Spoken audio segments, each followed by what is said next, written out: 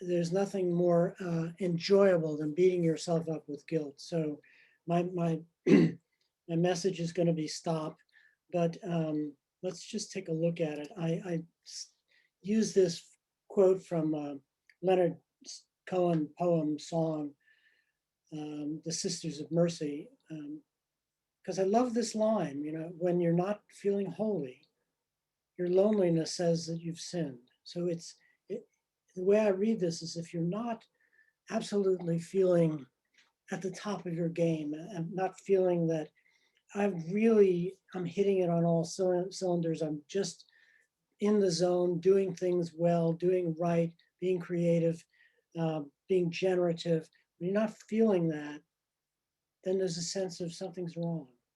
And Cohen talks about it as sin. We can talk about it as guilt or caregiver guilt, whatever. But don't mistake the absence of having everything going on all cylinders for guilt. That's the message. So what is guilt?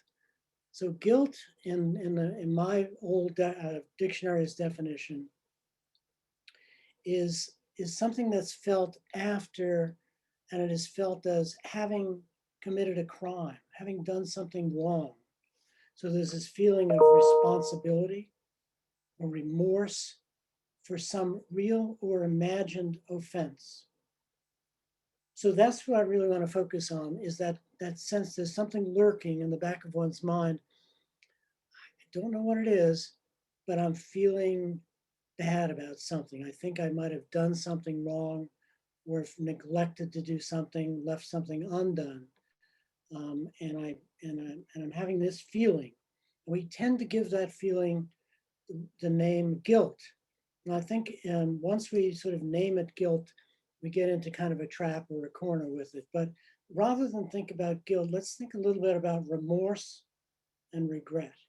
So I love the fact that the word remorse comes from a Latin, which means bitten again. I'm once again bitten by a feeling of something I had earlier. So I had an earlier experience, and now it's coming back to me. And it's coming back to me in this sense of something's wrong. I did something wrong. So that's remorse. So it's a deep and painful regret for a wrongdoing. Whether that is a real or imagined wrongdoing kind of doesn't matter. What matters is that the feeling, you're having that feeling. Regret is to feel sorrow, to think with a sense of loss, like a lost act, or something was done, or maybe even a lost opportunity. I wish I had played it differently. I wish I had played it better. You can regret not having done something well. And interestingly enough, the dictionary says that the synonyms for regret are to mourn or to grieve. So this whole sort of set of connections leads to this feeling of grieving, feeling a sense that I'm mourning something past that I missed, or something's gone that I wish was back. So I think the notion of compunction comes into play here, which is an uneasiness about the rightness of what I did. So did I do something correctly?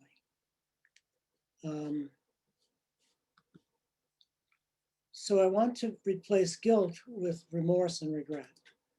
Oops, I didn't mean to stop sharing. I wish I hadn't stopped sharing.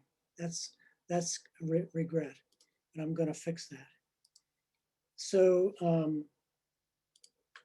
there's a practical link I want to suggest between guilt or remorse and regret and a feeling of exhaustion or burnout. So one thing what you have to recognize is guilt has an association with burnout, and the caregiver guilt in particular has a real association with burnout or exhaustion. When someone is drained of energy and strength, the capacity to function well, to be on top of one's game, is diminished. Right? So John could never come on and do those exercises if he were drained of energy and strength. He's at the top of his game. He's not burned out. He's functioning well. Well, caregivers often are, 24/7 hour, 24/7 kind of job. They get tired, they get burned out, they get drained of energy. And when caregivers are depleted, caregiving can be less than perfect. It can produce less than perfect results. And this sense of being less than perfect is something to really hang on to, because I think that is what is a major contributor to the feelings of unease or sorrow and a recurring sense of having lost an opportunity and loss. So I want to make the link between being tired, being depleted, being drained of energy, not being at the top of one's game, and a sense of looking back and saying, I was not perfect and I regret that. So we're back to regret and remorse. So it's a toxic combination. Caregiving during COVID with all the associated isolation, the kind of persistent vigilance that goes along not only with caregiving, but caregiving during COVID, because you're trying to protect the person as well as yourself from the threat that COVID presents. So this is your on duty, and it's high energy duty all the time. So you have to give yourself permission for forgiveness. And that just simply means don't be sorry for not being perfect. Don't let perfection be the enemy of the good, and don't let the absence of perfection be the source of guilt, regret, and remorse. So give yourself permission for forgiveness. Give yourself permission for self-care. Stop caregiving. Take care of yourself for a bit. Reach out for help, not just for help, but for some nutrients, right? For some nurturing of yourself, some connection with other people. Reach out to people you haven't touched for a long time and ask them to be in touch with you. And then enable activities that enable connection with your person. Do those. So if you're a distance caregiver, you can connect with the person by Zoom. If you're in person, you can go outdoors, you can be with a larger pod, but expanding your connections with people is a form of self-care. So I think that may be what I want to have said. Guilt is the name you give to something. It's probably regret or remorse. Regret or remorse is probably linked to not having been perfect. And not having been perfect just simply convicts you of being human again. And if that's the case, you should forgive yourself for being human and allow yourself to take care of yourself. That's my message. Excellent. So we have a PAC program, but I do want to acknowledge one thing that you pointed out, Ken, was self-care. And this is the largest group, caregivers are the largest group of, they're not compensated, but what they do is what people pay professionals to do. So we want to remind them and encourage them to get support and care. And what is one tip that you would tell them? You said Zoom, you said outdoor connections, their Rolodex, but what is one tip that they can do today outside of those recommendations? I think reaching to your network and seeing, are there people in your network who can actually give you some respite? Come in for an hour, come in for 2 hours so you can get the heck out of the house. You can do something for yourself. Really do something for yourself. Get your hair cut, get your nails done, go to church, go to a movie. You can go to movies now, but reach out to people. You can teach them how to take care of your person for an hour or two. Here's a great activity. She loves doing it. Here's how you set it up. Come in, do this with her, and I'm going to get out of here and really just do something for me. That's the one thing, that's where I'd start. Excellent. Okay, and there is a question in the Q&A for you. We're going to turn it over to Dr. Monica Parker. Hello, Dr. Parker. Hello. Thank you, Ken. Ken was talking a lot about guilt and guilt you feel, and a lot of social isolation you may feel as a caregiver. One of the things that can certainly add to social isolation and burnout when you're a caregiver is having a patient, or the patient that you're caring for, the person living with dementia, whose behavior has just gotten completely out of control. And for the exhausted, exasperated caregiver, there are really not very many options. So when you have to deal with somebody's behavior, before we've talked about in caregiving, establishing routines, establishing schedules, and getting other people to help you do things. But sometimes people's behaviors, despite the fact that we've established routines, gotten schedules together, and created a program to kind of help keep somebody living with dementia organized and cooperative, sometimes that doesn't always work. And a lot of times when people's routines are disrupted and their behavior, their dementia is such that they can't really focus, their behaviors change. And what we're going to talk about, we've talked about dementia behaviors before, but today Dr. Adriana Hermida and her team are going to talk to you about a certain study that we have. Some of you who are in the Metro Atlanta area may be familiar with Wesley Woods Hospital. That used to be the center for making sure people who had dementia, who were over the age of 65 with and without dementia, were cared for. Acute illnesses were managed there, but also people who had dementia and had behavioral challenges. We had a neat system where the hospital doctors or the medical doctors like myself could help the psychiatric doctors with patients on their unit, and people who had psychiatric and behavioral issues on the medical unit could be taken care of by the psychiatrists. Well, in the Metro Atlanta area, we don't have very many places to put people who have behavioral challenges that aren't responsive to non-medical kinds of things. So Dr. Hermida is going to tell you about what we can do to kind of help manage some of those behaviors.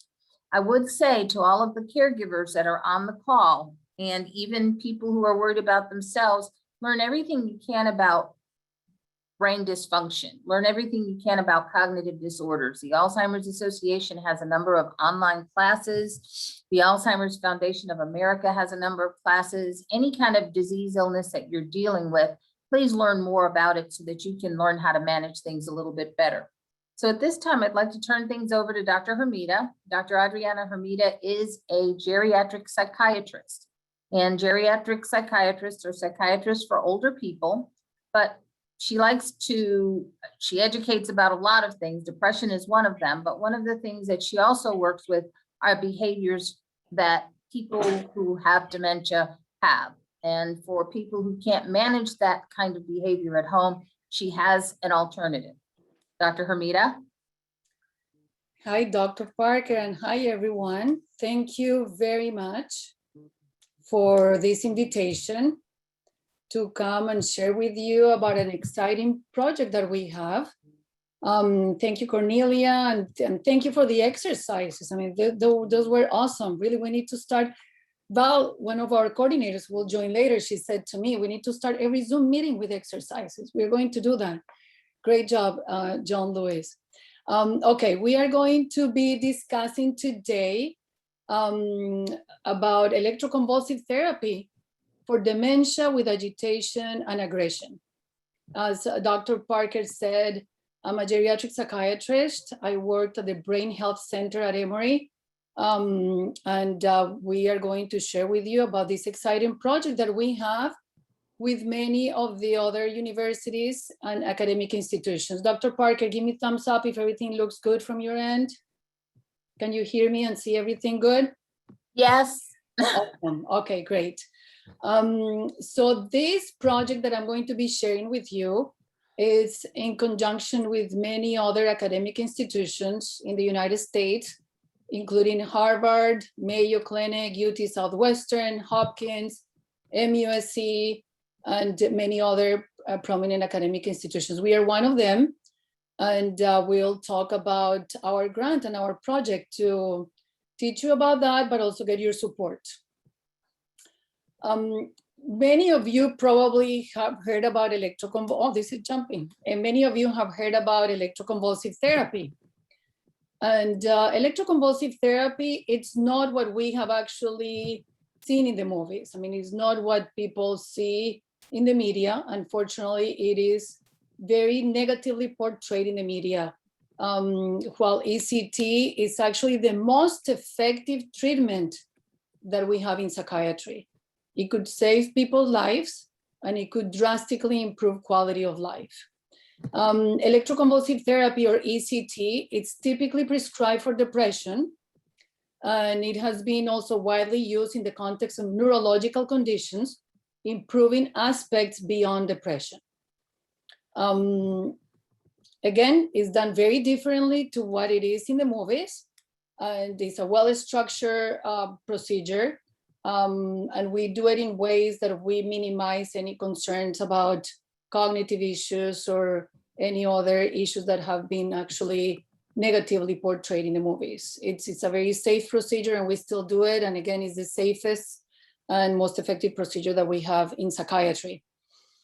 Regarding Alzheimer's disease, you all know, most of you, I mean, being caregivers, know that Alzheimer's disease is an illness that not only affects cognition or memory, it also affects emotion and behavior.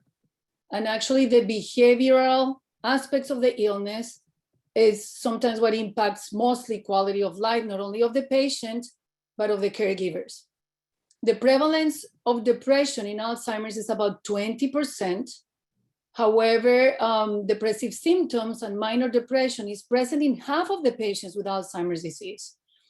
And if we leave depression untreated in these patients, the outcome of the illness is worse, and there is more rapid progression of cognitive issues.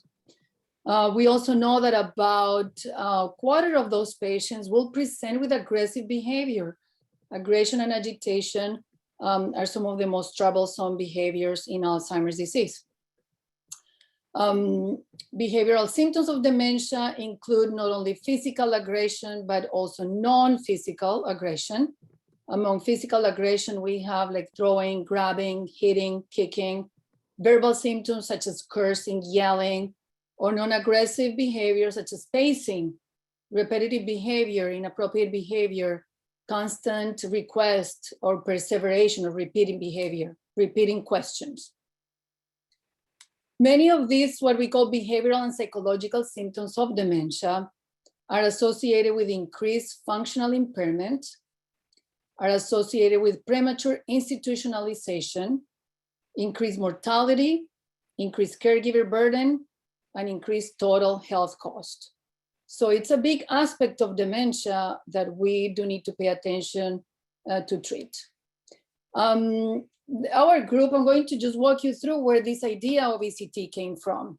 And this group from Harvard, Dr. Forrester, along with other colleagues, in 2012, did a retrospective chart review. So they looked at the charts and identified patients who had ECT or electroconvulsive therapy and showed significant improvement in agitation, vocalization, resisting to care, aggression, and in general, the behavioral aspects of dementia. Significant improvement after 3 treatments and after 6 treatments, improving drastically quality of life.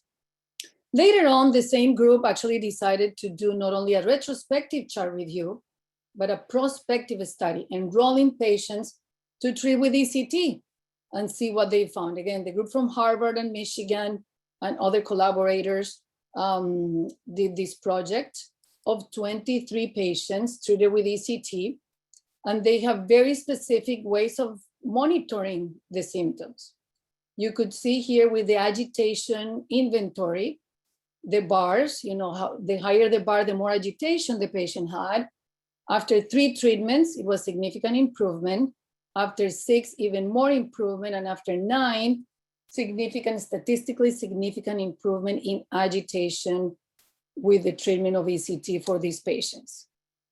Same with behavioral dysregulation, agitation, psychosis, mood, mostly with agitation and behavioral dysregulation. So the higher the bar, the worse the behavioral symptoms. And with treatment number 3, you see significant decrease, more with treatment number 6 and treatment number 9.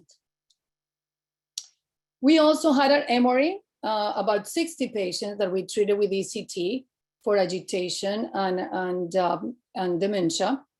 What was interesting about our study is that our patients did not have mood disorders, so it really helps also patients, not only those with depression, but beyond depression, having other behavioral manifestations. We basically replicated the same. You could see here the lighter bar shows before ECT, and the darker bar after ECT. The taller the bar, the worse the symptoms, and you see significant improvement in the agitation scale before and after ECT. Same with vocal aggression, with motor aggression, resistant to care. All the aspects of the Pittsburgh agitation scales show significant improvement after 3 treatments, and after 6 treatments, most of the patients have unilateral ECTs. This is the type of ECT that has very minimal, if at all, cognitive side effects. Dr. Hermida, let me interrupt you here. There is a question in the chat that says, define ECT. Now, I know electroconvulsive therapy, but some people may call it shock therapy. Can you tell people exactly what that is, please? Excellent question, and I'm glad somebody pointed out. So ECT is what we call electroconvulsive therapy. It is a treatment in which the patients come to the hospital, are under anesthesia, and we induce an electrical activity. As Dr. Parker said, it is also called shock therapy, but that's an older term. We like to call it just electroconvulsive therapy. We induce, it's like a reset of the brain. As we do the treatments, there is a reset in neurochemicals in the brain, and improving, for instance, serotonergic function and many other neurotransmitters that are affected or unbalanced in some of the psychiatric disorders. This treatment has been going on for many, many years. Many years ago, it was done very differently as we do it now. It's a very well monitored structure with an anesthesiologist. Patients come 3 times a week, 2 times to 3 times a week, for a total of 6 to 10 treatments. And patients are under anesthesia during the treatment. Very effective treatment, very safe in terms of side effects. And again, many of you probably have seen how it is portrayed in the media, unfortunately, with a negative connotation, but we do it very differently, and it's quite of an effective treatment, again, not only for depression, but many other psychiatric disorders. Is that clear, Dr. Parker? Anything? No, that's clear for me. I'm just following the questions in the chat. That's why I wanted you to stop. Got it. No, that's very important. As we continue, it's important for people to understand what exactly electroconvulsive therapy is. If you have any other questions, please don't hesitate to ask. In our study, going back, our population was older, with 77-year-old plus or minus 8, and patients received anywhere from 6 to 10 ECTs, and done with the safest type of treatment that we have, with less memory issues. In our study, we demonstrated that ECT reduced agitation in patients, reduced the number of medications that the patients required, and improved in general global function. So some of you may wonder, well, ECT, I know that may have as a side effect memory issues. That's what people are most concerned about. So people may think, how does it go along with dementia? It doesn't seem to add up. But these patients are extremely agitated and extremely with behavioral dysregulation, that we saw an amazing improvement on these patients coming to the inpatient unit, pacing, yelling, kicking, unable to participate in activities of daily living. And after the treatment, patients did remarkably well. able to participate in activities in the unit, able to eat by themselves, bathe by themselves, especially when this was impacted by the agitation and aggression. Again, ECT is typically prescribed for depression, but it is utilized for many other syndromes, as in this case for behavioral dysregulation in dementia. So why ECT? We know there are no medications actually approved to treat.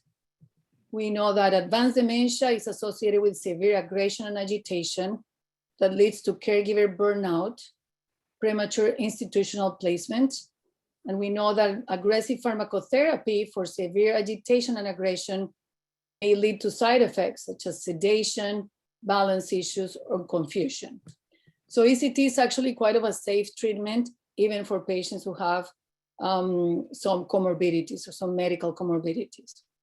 I want to share with you the story of the index patient. This was the patient at Harvard that actually got the team motivated to do more research in this area. Many of you can identify with this picture. The patient was a 67-year-old female admitted to Harvard for severe agitation and aggression. She got a diagnosis of Alzheimer's dementia and was hospitalized with very little meaningful speech, very aggressive, agitated, and having behavior dysregulation that made people, their caregivers, really hard to take care of her. She came to the inpatient unit, tried many medications, but could not improve her agitation or aggression, and continued to experience sleep-wake cycle reversal, as well as problems with agitation with very little efficacy. So the team decided to proceed with electroconvulsive therapy, or ECT. The patient received 8 treatments, which reduced the agitation and aggression even after the first treatment, with continued improvement thereafter. The patient didn't have any more episodes of aggression, appetite improved, was calm. The only side effect was headache, with no significant memory or cognitive adverse effect. Actually, in the 60 patients that we treated, most of the patients actually improved in attention and concentration after the treatment. The patient was discharged on just an antidepressant.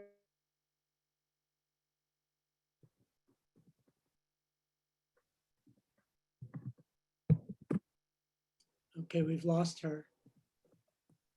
Okay, Valeria, do you want to take over? Yes, hi everyone. I think Dr. Hermida is back now. Let's see if she can join us by audio. If not, then I can share a little video that goes along with what Dr. Hermida was saying about our index patient. Hi, Dr. Okay. Hermida. Are you able to unmute? Yes, I'm here. Did you guys see the slides? We can see the slides, yes. Okay, I'm sorry about that. I'm not sure. These are things that happens with Zoom, right? Got disconnected for some reason.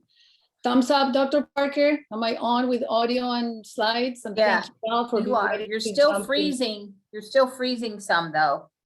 Oh my goodness, I am so sorry about that. But just, you can go a little faster, but just tell them how long these treatments are and what's involved and, you Yeah. know, any side effects. So the patient had 8 treatments. Typically, it's up to 10 treatments, or many of our patients did really well with 6. But the most important part of this story is that it definitely improved quality of life. This patient came from being agitated, aggressive, pacing, to be able to participate in the daughter's wedding in 2006, continue with maintenance ECT, and that improved remarkably quality of life. So ECT may be a treatment modality to consider for agitation and aggression in dementia, especially with patients who fail behavioral interventions, patients who have very challenging side effects, and patients who actually do not respond to medications, or patients who, again, this is not for first line treatment. We want to exhaust any behavioral interventions and make sure that they don't respond to medications. So we have a grant to study this, comparing patients who receive ECT as plus usual care versus usual care, and be able to demonstrate in a blind randomized fashion that ECT is actually effective.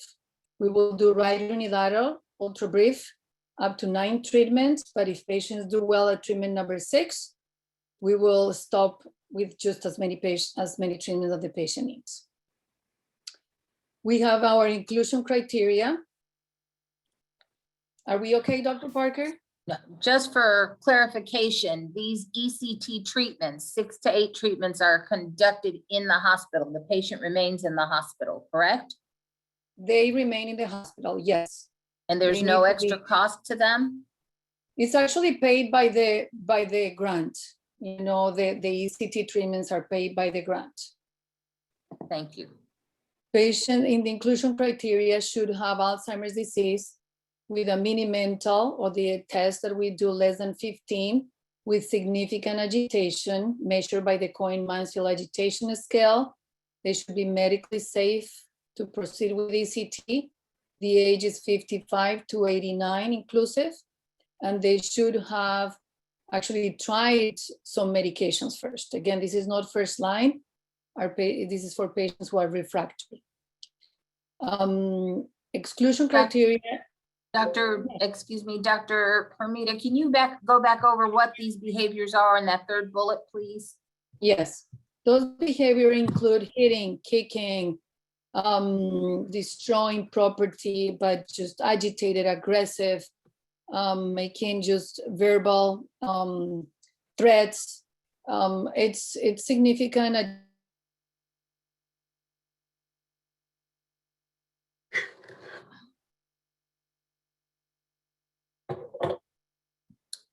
Okay, I guess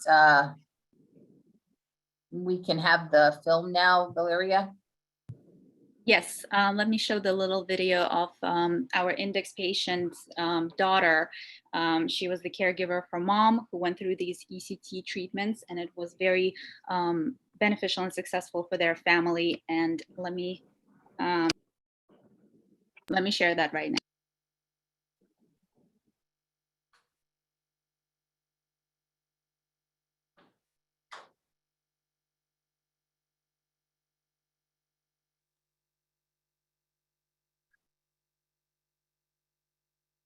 Learning, there was no baseline. She was the baseline. So it was a bit of a learn as you go, but that treatment started in 2004, and that remained her only treatment until 2015. And she would go in once a week. She went from 31 different medications to 1. And that was her care, and it worked very well. We brought her home, which we did not think was going to be possible, and we kept her home. And not only were we able to do that, she was happy and she was enjoying life. We were able to bring her out to dinner and things that she loved to do, and things that my parents loved to do. And those were gifts, and we were able to do that for an extra 10 years because we happened to be part of the early part of ECT. And it was really that treatment that made a difference. And Karen, I'll just say that your mom's response to ECT was remarkable.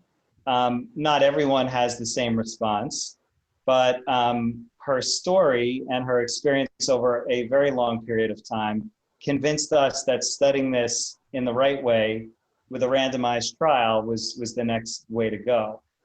So now, if you were in the same situation, if you can remember back to the situation your mom was in 2004 when she came in the hospital, what advice or guidance would you give families today who are experiencing the same kinds of symptoms in their loved one with agitation and aggression that was not responding to the usual care they were receiving, in terms of considering ECT as an option, what would be the advice you would give?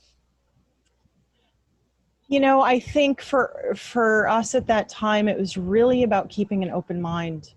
It was about thinking of my mom first and the quality of care, and really talking to the team, talking to those researchers, those doctors, those nurses, and other families like myself.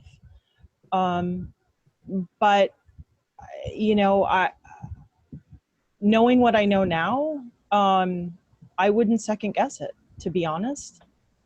I would have made the decision quicker because I saw the impact that it had. And that was comforting for me because I saw my mom at peace. She wasn't that frustrated. She wasn't that agitated. And the medications that were used to have to offset that was heartbreaking to watch. That wasn't my mom, you know, and she wouldn't have wanted that. So I think for us, and I can really only speak to kind of our journey and how I would ask for advice and how I would go into advice, but we went in with an open mind, but I would have challenged myself to be even more open-minded than I was and really listen, because when the word ECT first came in, that internal dialogue immediately turned on and went, whoa, wait a minute. And it got really defensive and really protective. And what I would do is I would stop and I would allow myself to think that for a little bit and then step back and then just listen without judgment. Great. Well, Karen, thank you so much. Okay, with that, Dr. Hermida, can you tell us how people can access this particular study program and problem? Or Valeria? People want to know how they can get to this treatment. What do we have to do? Yes, hi. Again, thank you very much for your patience. I was kicked out, but came back with my phone. We would like to hear from you, and Val could give information as of the way to contact us to pre-screen and make sure that this is the safest treatment. We will send out with Cornelya and with the slides the contact information for you to reach out if you want to learn more about this. We will share the slides with you. But reach out to Val as a coordinator if you have any other questions or if you want to discuss with us this as an option. And again, this is a research project, so we do need specific criteria for.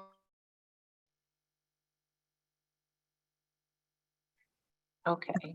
Val, can you tell us your contact information? Yes, Phone number? absolutely. I will put my email in the chat right now. All right, we covered a lot, and we will probably have to have Dr. Hermida back on just to hone in on a lot of the distinctions with the study and just geriatric psych in general.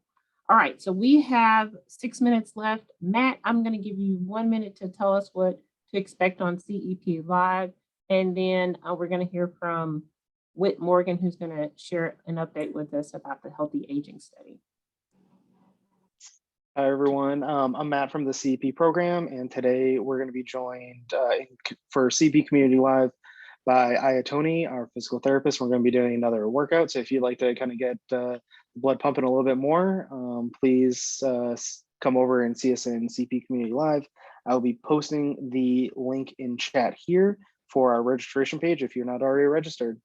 Can't wait to see everyone over there. Thank you, Matt. So Matt is posting the link to CEP Live, and Val has posted her contact information. So if you want to know more about this study, it is a research study. It's not yet live and online, but the more people they have to screen, the better opportunity we have to hopefully bring this into practice. All right, Whit, give us a quick update about healthy aging, and we're going to give people time to grab those links in the chat. All right. Thank you, Cornelia. I'm going to share my screen here so everybody can see our website. For those that are joining us the first time, my name is Whit. I am the communication specialist for the Emory Healthy Aging Study. This is a really unique online research opportunity that we like to talk about each week because it makes it super easy to kind of get your feet wet in the research environment if you're not really sure about, wanting to come in and, have needles or test drugs, do anything like that. This is as simple as sitting on your couch and completing an online survey once a year. What we're doing with the Emory Healthy Aging Study is our goal is to better understand how we age and look for the causes of certain age-related diseases. And we do this by asking you a bunch of different kinds of questions about your lifestyle. How much exercise are you getting? Do you, play instruments? Are you eating your fruits and vegetables and living that healthy lifestyle? And we do this year over year with this questionnaire. Takes most people about 30 minutes to do. And I show our website here because I like to be able to walk folks through on how to actually join the study with that big yellow join the study button. I will say that even though this is the Healthy Aging Study, it's actually open to anyone over the age of 18 who lives in the United States and has an internet capable device. And as long as you can read and understand English, you can participate in our study. And we like to talk about it each week though, because we're really trying to get 100,000 participants. And right now we are actually really close to having 18,000 people who have completed at least one health history questionnaire. And so we're chipping away at that number, really working towards that 100,000 goal to really help us better understand, like I said, what causes aging related disease, particularly Alzheimer's disease. We do have a unique sub-study called the Emory Healthy Brain Study. If you join the Emory Healthy Aging Study and one of our study coordinators reviews your questionnaire and decides you might be a good fit for our Alzheimer's sub-study, they'll probably reach out to you either via phone or email. But it all starts here by visiting our website, healthyaging.emory.edu. And when you click that Join the Study button, it'll walk you through the 4 steps where you register, you do an online consent form, you get a little bit of contact information from you, and then finally it's that actual health history questionnaire portion. If you've joined the study before and you'd like to know more about it, or you have questions about it, or if you're on the fence maybe about joining the study, I highly encourage you to contact me via email or visit our website here. I will drop both of those in the chat box there. So if you want to review that, or for those that are calling in and maybe aren't able to view the chat box, our website is healthyageing.emory.edu, and my email is jefferson.morgan@emory.edu. Thank you so much. Thanks, Whit. And as you said, 100,000, that seems like a lofty goal. But if you have never participated in research, it's a great introduction to the research process, the research environment. So we encourage you guys to join. And if you're a part of the Healthy Aging Study and you were able to, you did meet the criteria for the Healthy Brain Study, I believe there is an upcoming event. So be on the lookout for an event if you are a participant in the Healthy Brain Study. All right, everyone, it is 3 o'clock. I think Dr. Hermida has had an opportunity to address most of those questions that have popped up. But I think we're going to have to invite you back on. It's such a humongous topic. And we want to be able to address your questions live and individually. Right now, she's addressing what stage of the disease is this intervention good for? All right. So with that said, if you want to hop on over and see our colleagues at the CEP or the Cognitive Empowerment Program, they're having a live event featuring their physical therapist. We will be back here next week. We will have trivia, and we're going to hope and pray that John can give us 30 minutes of his time to get us physically active and moving. Post-holiday, we're going to need those calories to be burned, and we're having lots of celebrations and plans and outings. Okay. All right. Thank you all. We will see you back here next week. Have a great rest of the week.